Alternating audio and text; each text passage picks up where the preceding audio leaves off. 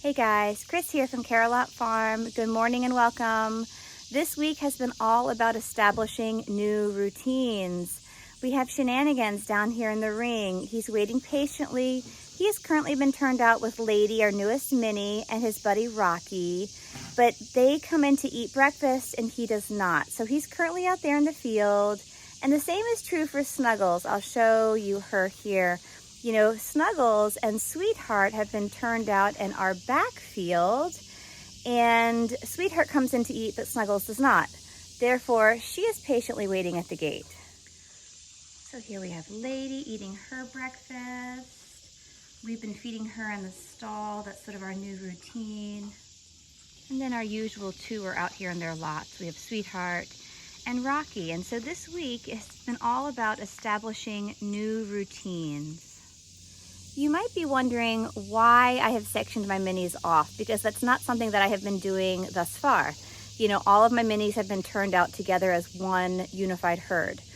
But when we brought Lady home almost a week ago, it'll be a week Saturday, today's Thursday. When we brought Lady home though, it was right about the time when Sweetheart was still kind of coming out of her most recent flare-up, so we were trying to be extra cautious with her and the hay and turnout paddocks and such. And the grass was also really beginning to dry up because we've had 2 very dry weeks. You can see Rocky's ready to come out. So we were trying to conserve the pastures we had and meet everyone's needs, which is why I separated my herds into 2 groups. This morning, everything looks pretty green, and that's because we ended up with over 4 inches of rain yesterday evening. We had these like torrential storms that came through. Fortunately, where we live and where the farm is situated, we don't have to be concerned about flash flooding ourselves, but I'm sure that there are people in our central Virginia area who are definitely experiencing some issues because it rained so very hard. I have never seen that much rain in our standing buckets or in the rain gauge in it was like less than an hour, and we got close to 4 inches of rain.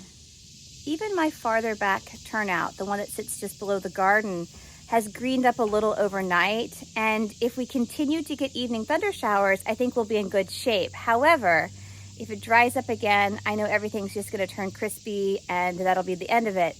But yesterday's rain was such a relief that I'm really, really feeling much better about waking up this morning and seeing a touch of green versus nothing but brown.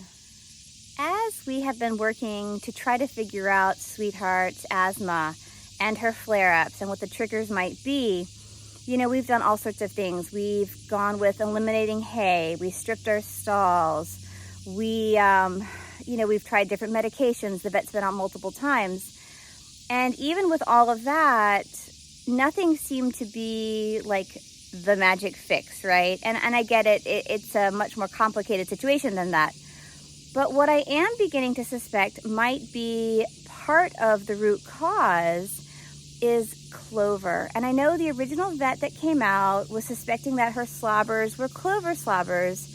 However, what I'm now beginning to really piece together and think could be the cause is the combination of eating the clover that has the fungus that causes the slobbers, which is a very common thing, and usually the slobbers are nothing more than a nuisance. They don't really hurt any horse. However, because of Sweetheart's asthma and her chronic breathing condition and the way in which she kind of breathed in this heavier fashion, that was causing the extra saliva, I think, from eating the clover to then really kind of bubble up and become a bigger issue, which was then compounding her already labored breathing.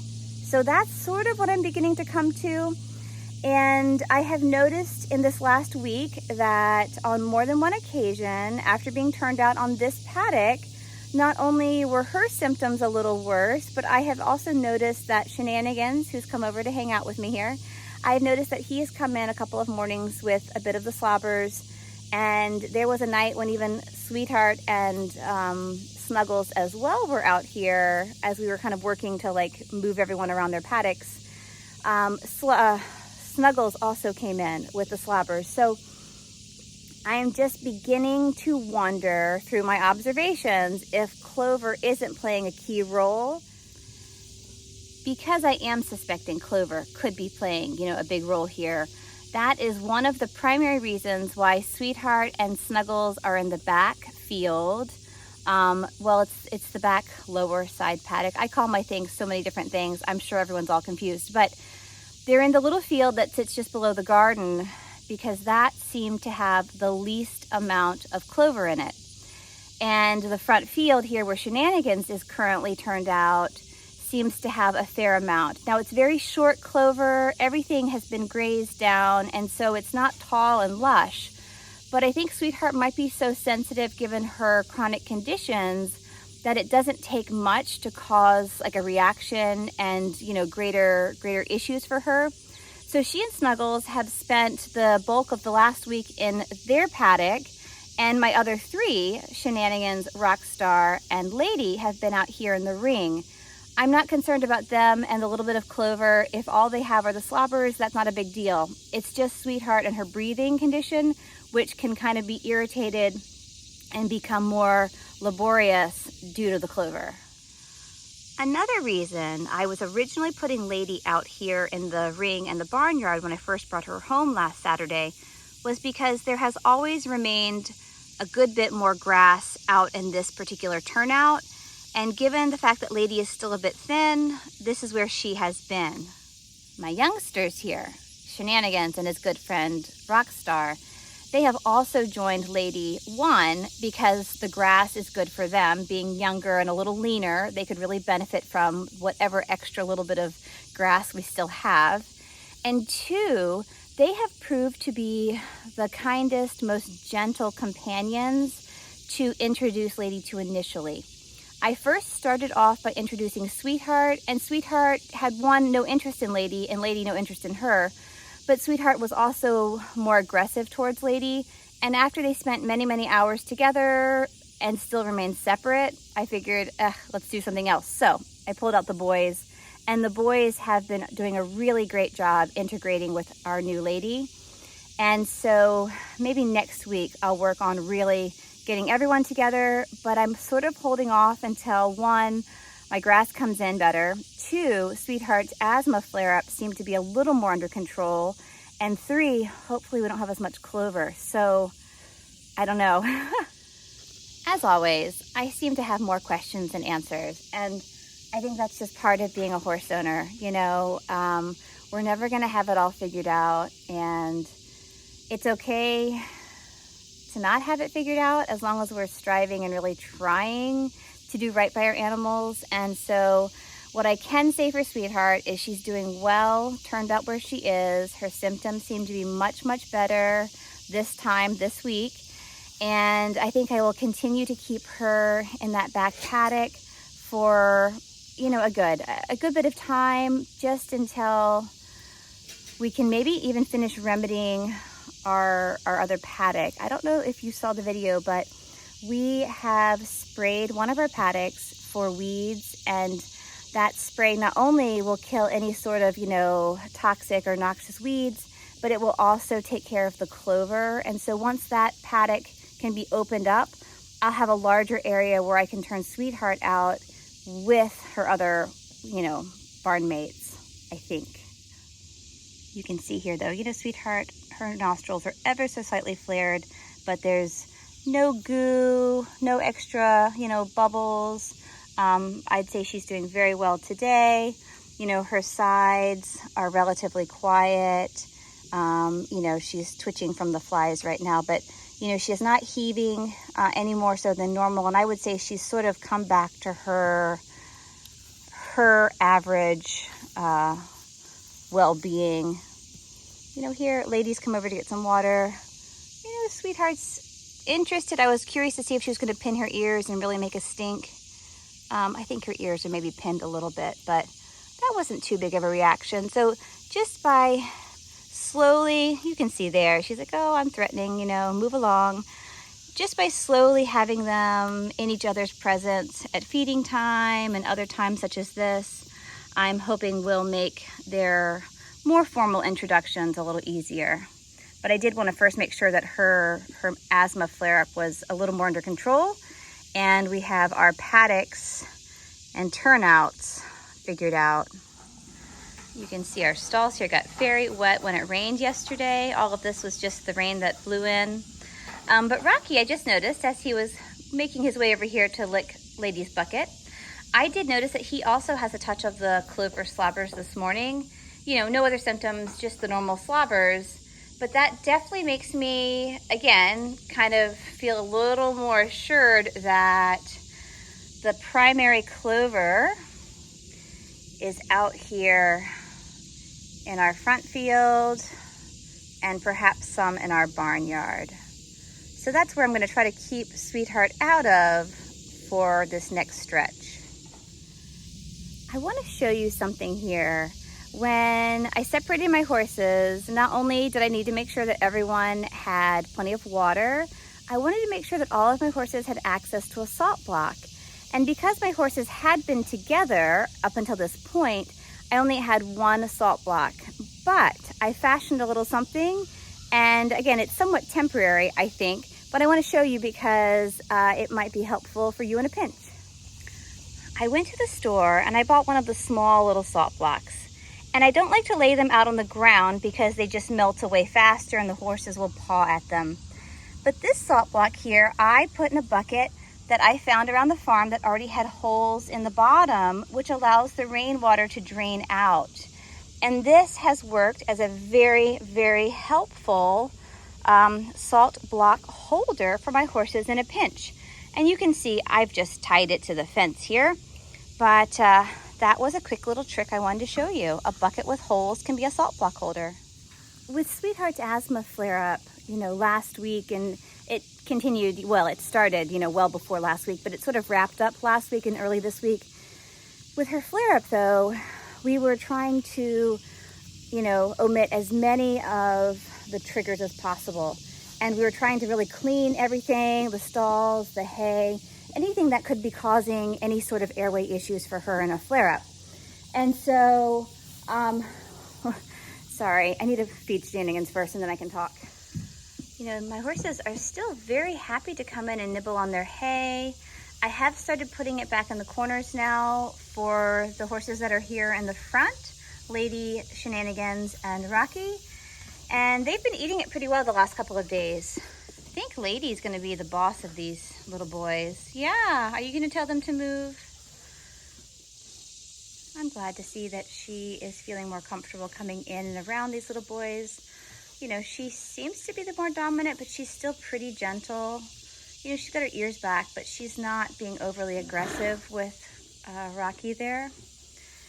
The first couple of days, though, she still wanted nothing to do with them. So the fact that she's grazing closer by, she's in a stall with them now, those are good signs. I'm glad to see that for sure. What I was saying earlier, though, about Sweetheart, originally we cut everything out because we wanted to limit as many possible triggers, and the hay and the stalls, the bedding and such, with the dust could have, added to her asthma issues.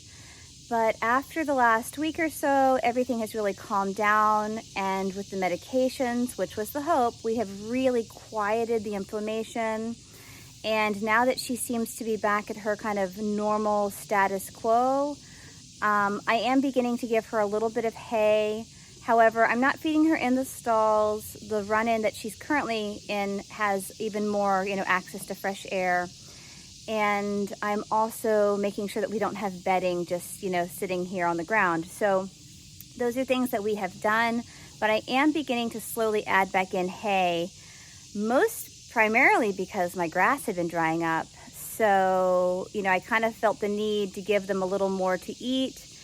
If we keep getting afternoon showers and if my grass continues to green up like it appears as though it wants to, that will be fantastic. But being able to feed Sweetheart a little hay without any issue is a really good sign as well. So I think that now that we've quieted her flare-up, we can begin to add back in some of these things, and then we'll see, was it the clover? Maybe it wasn't the hay. So I'm hopeful. I'm really hopeful that it's not the hay. If it's the clover, that's going to be an issue every single year, and we'll just have to kind of keep working on that one. That one's going to be a little harder. I mean, hay would be tricky to completely cut out as well, but having fields without any clover is going to be quite an undertaking. So we'll see. Maybe I'll have one paddock that is just really clear of clover, and that'll be her primary summer paddock. We'll see. Here's a quick look at our back field that we have sectioned off. You can see it is turning brown from the weeds that are beginning to succumb to the spray. We want everything to be brown and crispy per our equine specialist before we turn our minis back out there. So that field needs to rest a little bit longer. As I work to gather my grain buckets, I'm reminded that we have yet another change to our feeding routine, and that is that Lady gets both breakfast and dinner, as does Sweetheart right now. Sweetheart is getting just that small little 4-ounce half cup of grain twice a day right now because she is currently getting her new medicine. What is it? It's an antihistamine. So it's just a very basic allergy med. She gets that now twice a day for the first 2 weeks. And then after that, she goes to having it just once a day. So we'll cut her back to just a breakfast. But right now, I have 2 horses, 2 of my 5 on the farm, who are eating both breakfast and dinner. And so that's a little different because everyone else is kind of wondering why they're not getting something, right? Poor Rocky. It's hard for him because he comes in with the girls and eats in the morning, but not at night. And you can't really explain that or reason that with a horse. He's adjusting, but the first couple of days, he was very perplexed. I hope you've enjoyed this morning recap and, update on how things are going here on the farm this week. Every day, every week, every month is different. There's always something going on, something changing, something that we're modifying. And I wanted to share about today because this week has had a lot of moving parts, and between integrating a new horse onto the farm, trying to get her settled with companions, trying to still figure out Sweetheart's asthma flare-ups and triggers, all the way down to pasture management and sectioning off one field so that we can try to, rid it of all of its, weeds and such. So there's just been so many different things that have been happening in this past week, and it really has impacted our morning routine. Having the horses separated is very different, and pulling horses in and out of fields is not something that we have been doing hardly any of up until now. So I wanted to share that, and hopefully today you picked up a few tips. I hope you are staying comfortable and cool and hopefully not too swamped wherever you are. Again, we had 4 inches of rain yesterday, so I won't have to water the garden for many days. But the horses are doing great, and the rain, by and large, seems to have soaked in overnight. So, long story short, have a great rest of your day, and check back soon. Bye, guys.